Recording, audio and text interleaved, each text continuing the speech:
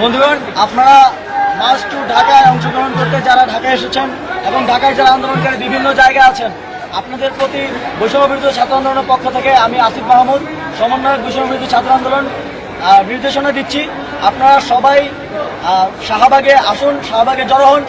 আমরা শঙ্কা করছি যে বাংলাদেশে গণতান্ত্রিক ব্যবস্থার উৎখাত করে মার্শাল ল জারি হতে পারে, অর্থাৎ সামরিক শাসন জারি হতে পারে।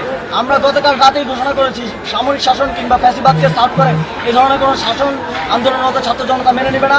আমরা এ বিষয়ে আমাদের ছাত্র জনতার যে ঘোষণা সেটি শাহবাগ থেকে দেব।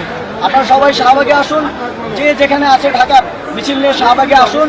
ইতিমধ্যেই সব জায়গা থেকে খুনি বাহিনী তাদের অবস্থান সরিয়ে নিতে শুরু করেছে, কিন্তু আমরা এদেশের জনতার সরকার চাই, কোনো সামরিক শাসন আমরা এদেশে চাই না। সামরিক শাসন যখনই এসেছে বাংলাদেশের ক্ষতি করে গিয়েছে, আমরা কোনো প্রকার সামরিক শাসন চাই না।